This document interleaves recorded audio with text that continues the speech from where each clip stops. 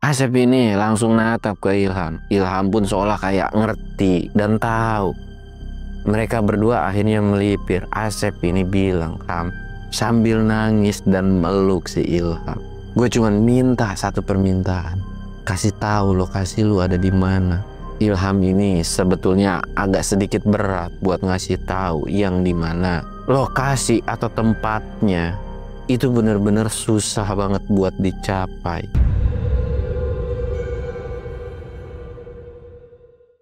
Assalamualaikum warahmatullahi wabarakatuh. Balik lagi di channel Samsul Mister Horror. Dongeng horor gua kali ini gua bakal ngelanjutin part 5-nya. Jadi kalian jangan bosan-bosan lah ya. Dan buat kalian yang penasaran, kalian wajib tonton video ini sampai habis. Dan jangan lupa like, comment, subscribe, dan share video gua ke banyak orang. Jangan lupa juga nyalain lonceng notifikasinya biar kalian nggak ketinggalan video terbaru tentang gua. Dan buat kalian yang mau ikutan open trip, kalian bisa kunjungi di Instagram gue di bawah sini. Dan buat kalian juga yang mau lihat video vlog gue juga, kalian bisa lihat di bawah sini. Dan gak usah banyak basa-basi lagi, kita mulai ke segmen donor. Dongeng horor dimulai.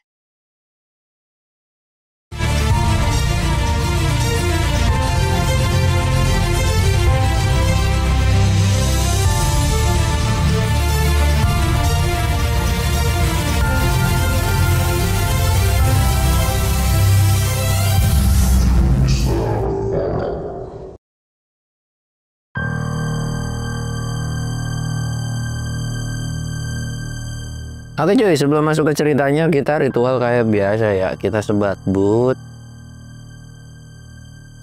Jangan lupa ngopi.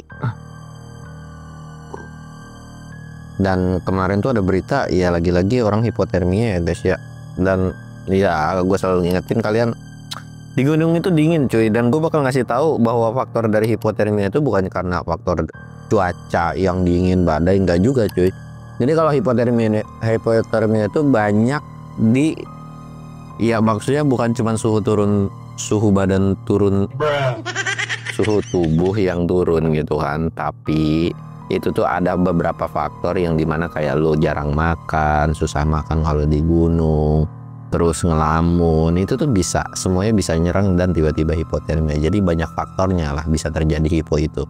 Bukan karena cuman nerjang badai terus lu hipo, enggak gitu juga. Tapi banyak faktor yang lainnya gitu kan.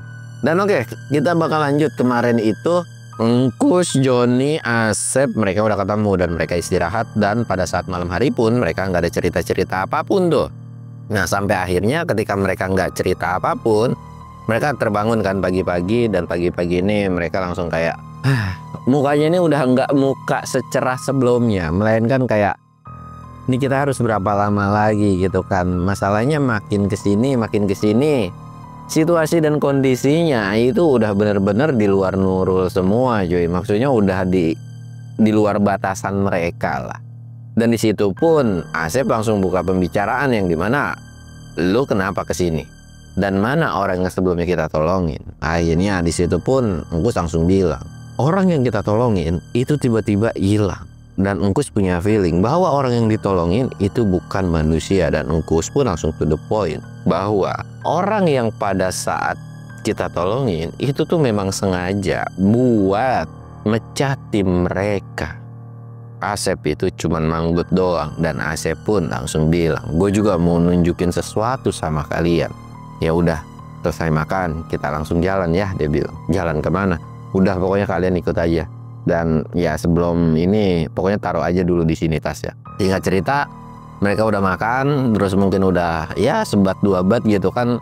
Asep ini nunjukin ke satu titik yang dimana di situ pun, lu berdua pergi ke daerah sana. Gue takut mata gue salah dan sebelumnya apa penglihatan gue itu salah.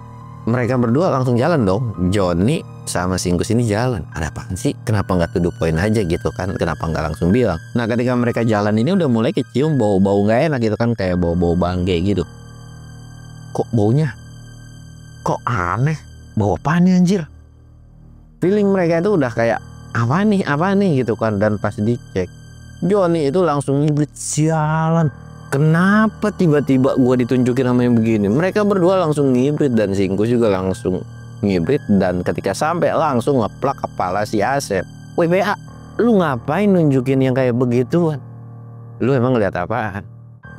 Gue ngeliat, astagfirullahaladzim. Ya lu juga udah tahu kan kenapa lu nunjukin kayak begituan.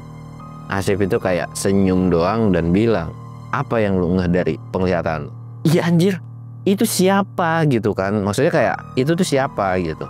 Apa mungkin jangan-jangan mereka berdua langsung berpikiran apa itu Ilham. Si Asep itu langsung ngeplak gantian kan, kayak ngeplak palanya lagi. PA, lu nggak sama bajunya. Bajunya itu adalah baju yang dipakai atau kayak orang yang kita tolongin sebelumnya. Mereka berdua langsung kayak nginget-nginget selewat.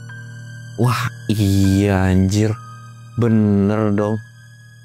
Aduh, terus maksud lu? Iya, itu alasannya tadinya gue langsung buru-buru nyusulin kalian. Tapi karena memang faktor waktu, akhirnya gue nggak jadi dan kayak kemalaman.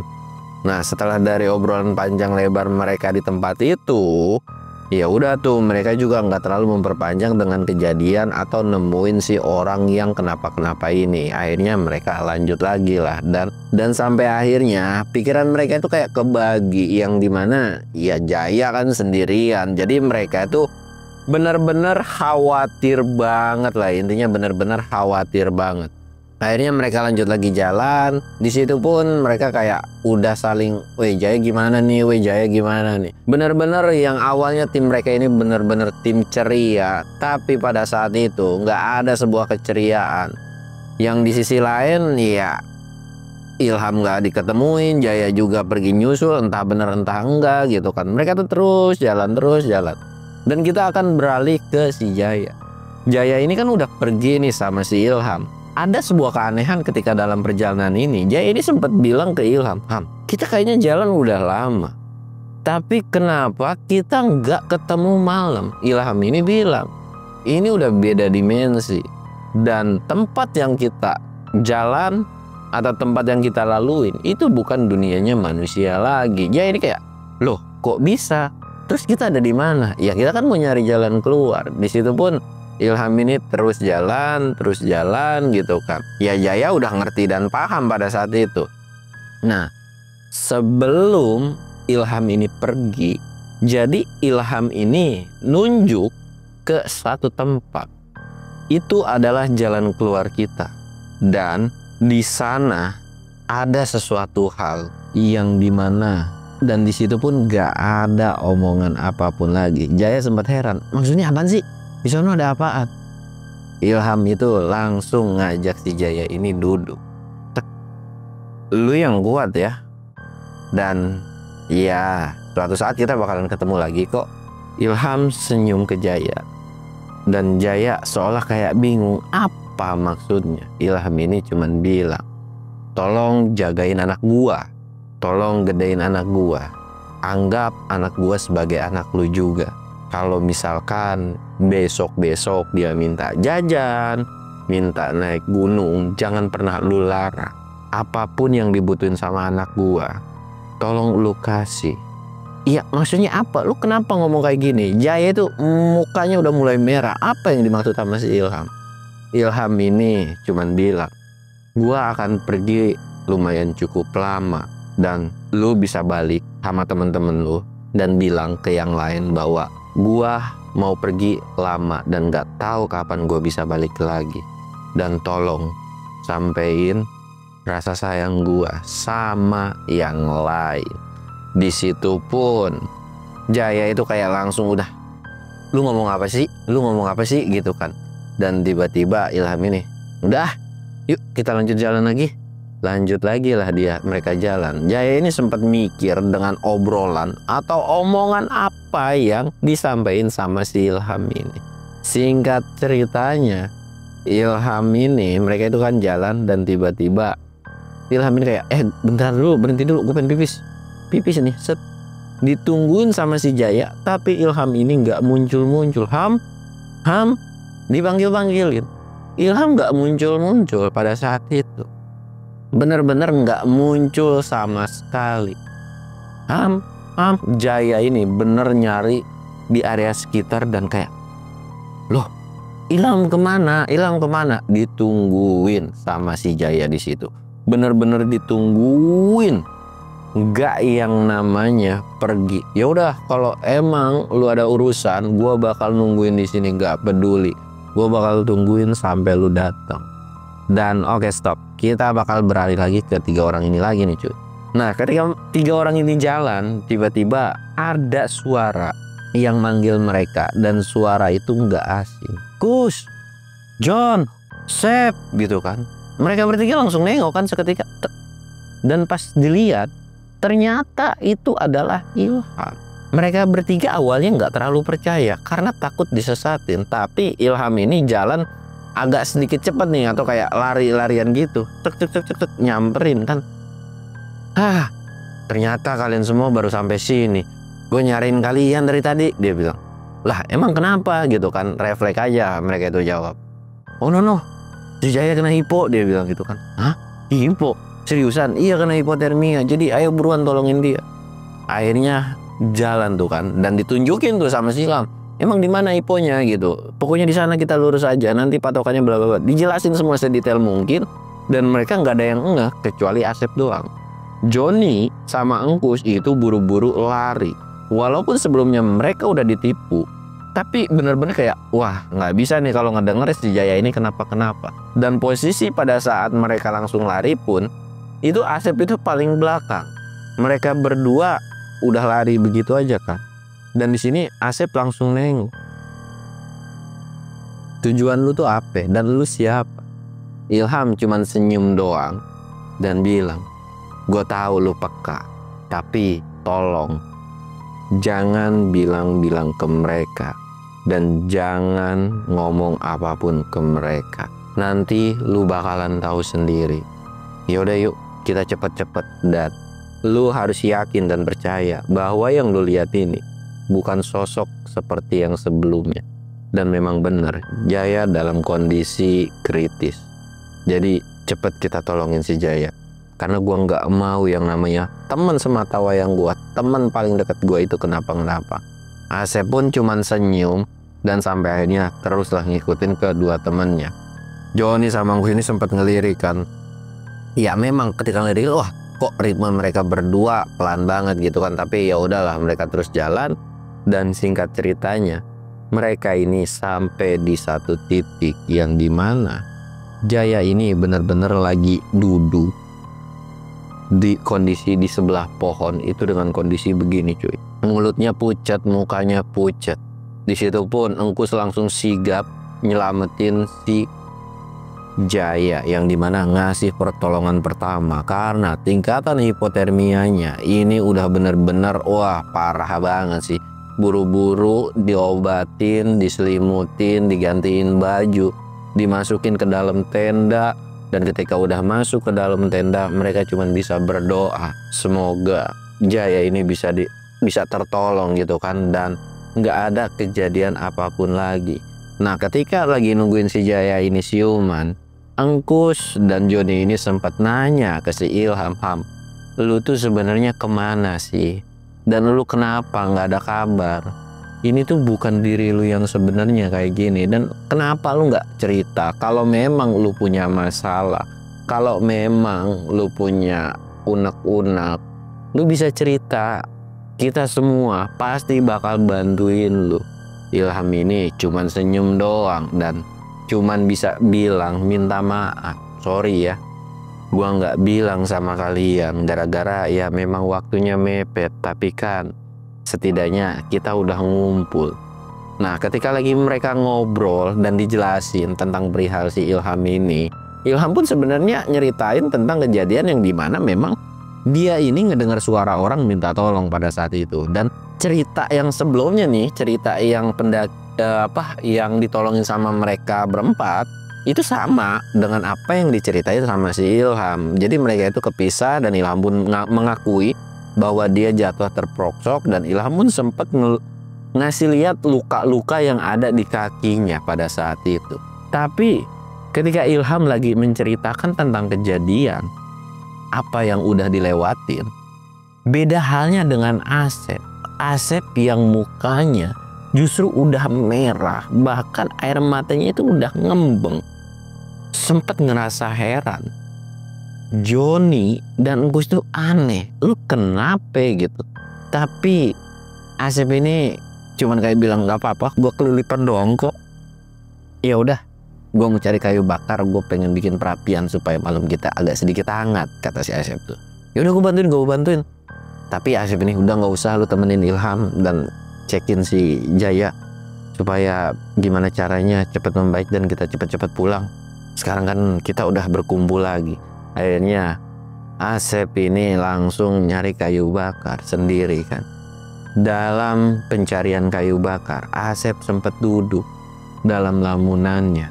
Asep ini ngomong sendiri, jangan bilang apa yang gue lihat itu adalah, semoga apa yang gue pikirin itu nggak benar.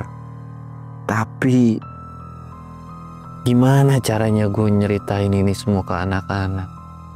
Gimana ceritanya gue nyeritain ini ke keluarganya? Ilham saat ini masih hidup dan gue nggak tahu.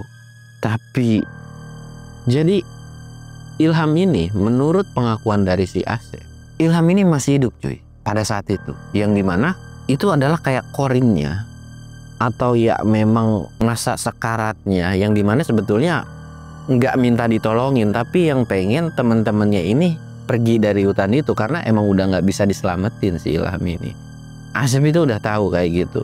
Tapi di sisi lain Asep juga bingung kalau harus ngomong bahwa yang dilihat mereka itu bukanlah Ilham. Gimana cara nyeritainnya? Pasti mereka itu nggak akan percaya. Dan mereka juga kayak bilang kalau gue ini bakalan halu, yang dimana mereka bukan karena nggak percaya, melainkan mereka nggak bisa nerima bahwa sahabatnya ini dalam kondisi kritis.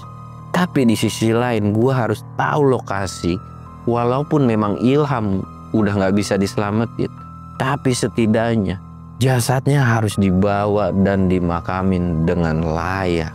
Asep pun kayak sambil milihin kayu bakar, cuman dapat seikat kecil doang, langsung balik lagi. Dan ketika balik, Asep ini langsung natap ke Ilham. Ilham pun seolah kayak ngerti dan tahu. Mereka berdua akhirnya melipir. Asep ini bilang, sambil nangis dan meluk si Ilham, gue cuman minta satu permintaan, kasih tahu lokasi lu ada di mana. Ilham ini sebetulnya agak sedikit berat buat ngasih tahu yang dimana lokasi atau tempatnya itu bener-bener susah banget buat dicapai dan bener-bener susah banget untuk dilaluin, apalagi kalau mereka dengan peralatan yang memang nggak terlalu cukup, dan itu sangat beresiko yang takutnya mereka malah kenapa-kenapa pada saat itu. Ilham tuh cuman bilang kayak gitu, dan Ilham pun udah bilang ke Asep bahwa gue udah ngerasa bersyukur bisa ketemu kalian di masa-masa seperti ini.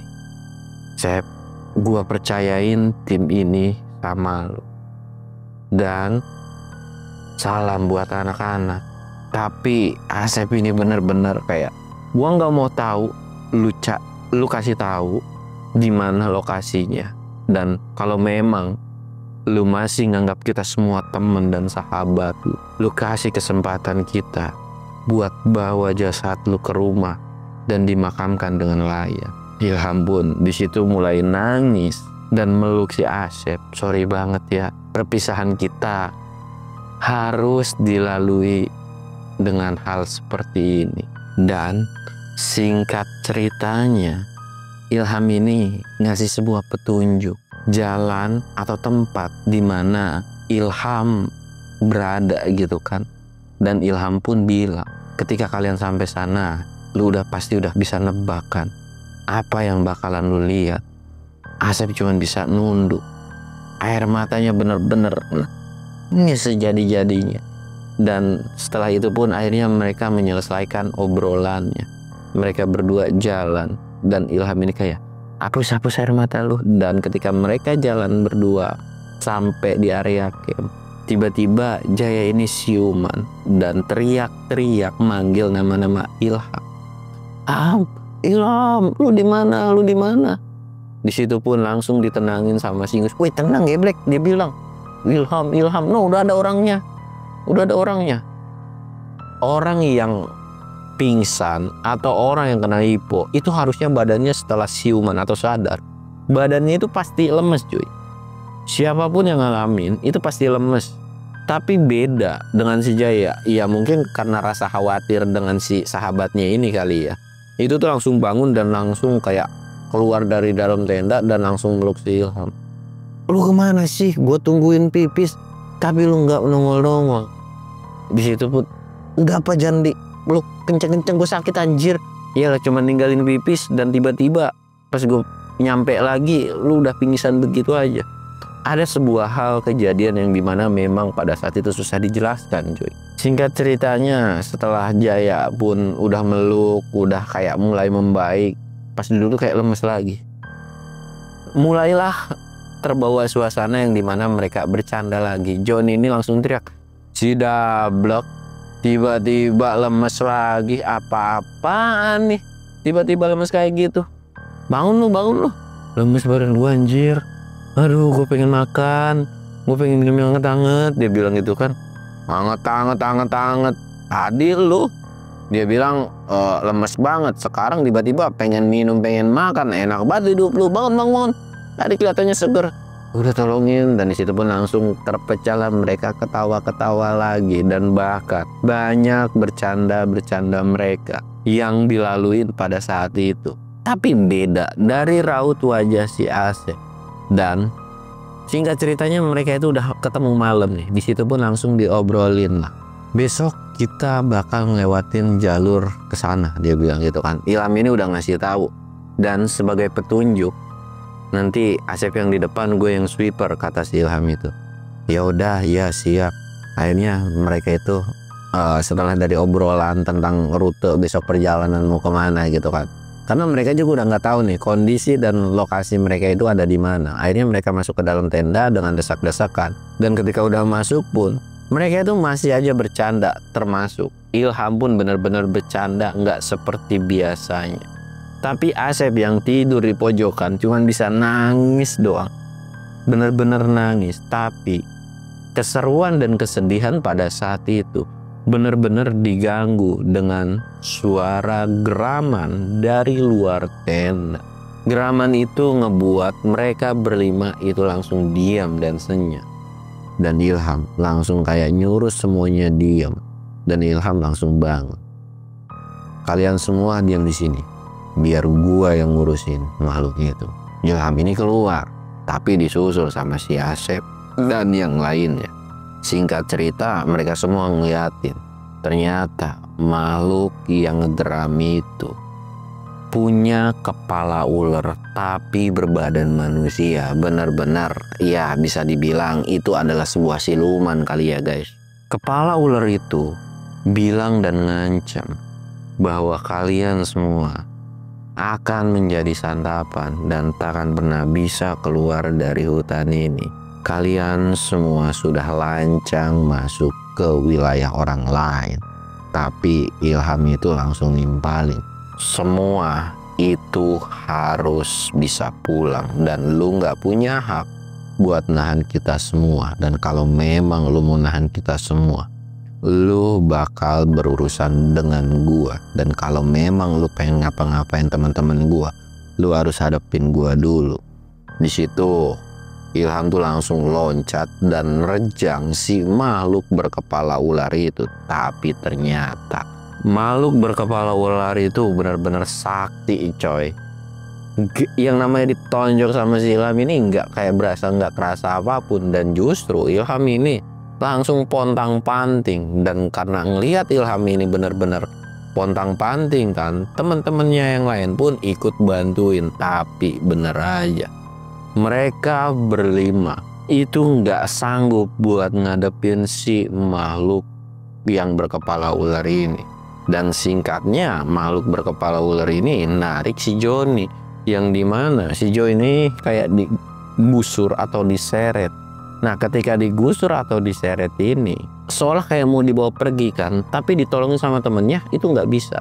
Dan Ilham pun langsung coba mukul-mukulin dari tangan, tapi nggak bisa sama sekali. Dan ada sebuah usaha, ya namanya usaha itu kan nggak pernah yang namanya mengkhianati hasil. walaupun dengan susah payah akhirnya bisa kelepas. Dan ketika lepas nih, makhluk itu tuh makin murka kan, makin kesel dan jengkel.